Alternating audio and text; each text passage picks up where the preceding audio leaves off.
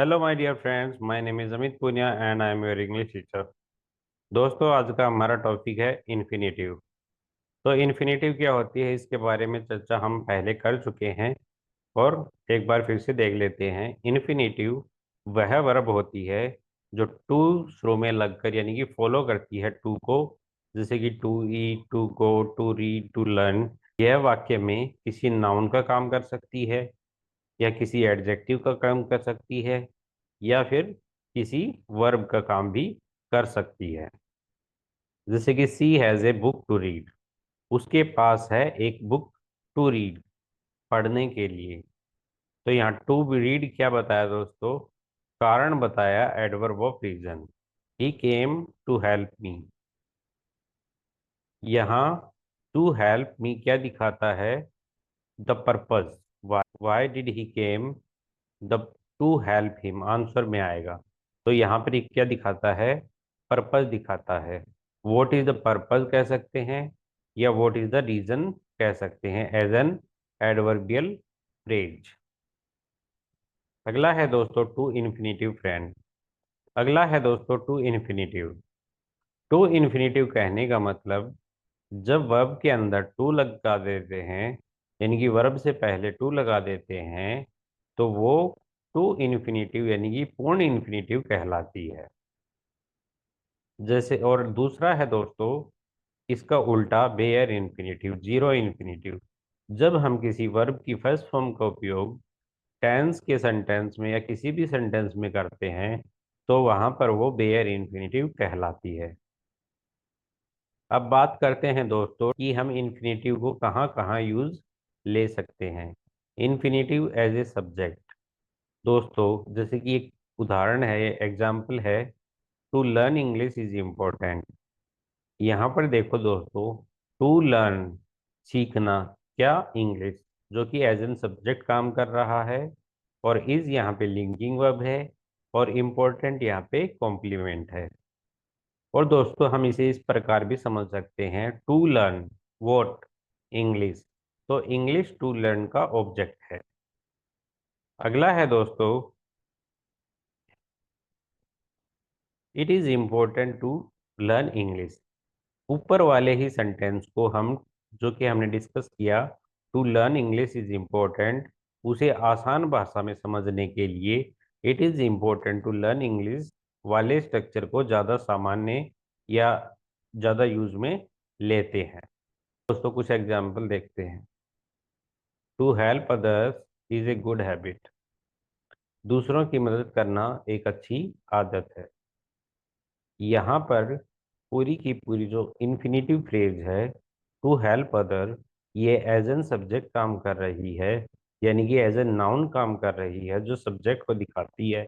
और is a good habit, a good यहाँ पे एडजेक्टिव है और हैबिट यहाँ पे नाउन है, जिसका मतलब होता है आदत। तो यहाँ पे ए गुड हैबिट पूरा का पूरा कॉम्प्लीमेंट हो गया, और टू हेल्प अदर्स ये हमारा सब्जेक्ट हो गया।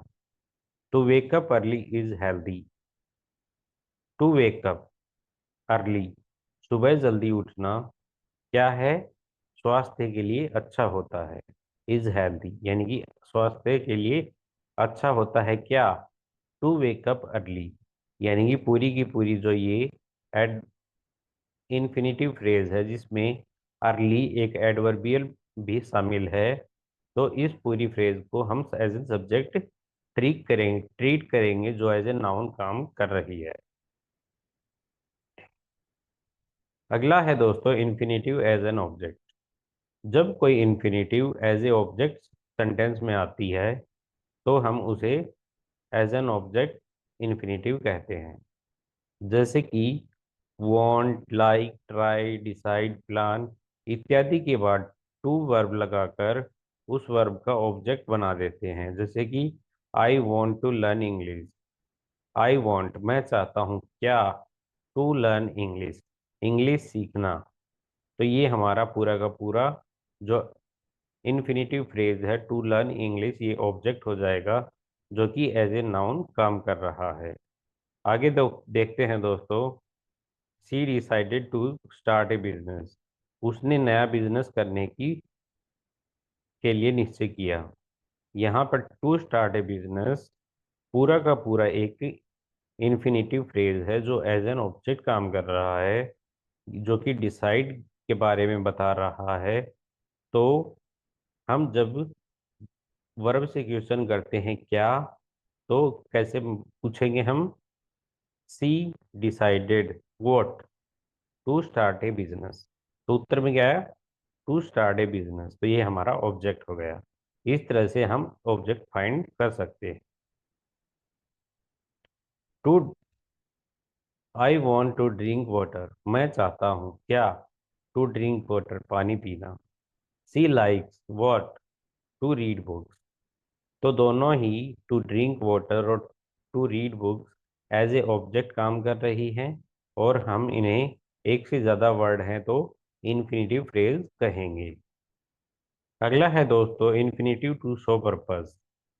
कई बार जो इन्फिनेटिव है या फिर फ्रेज ऑफ इन्फिनेटिव है, उसका यूज़ हम पर्पस शो करने के लिए करते हैं।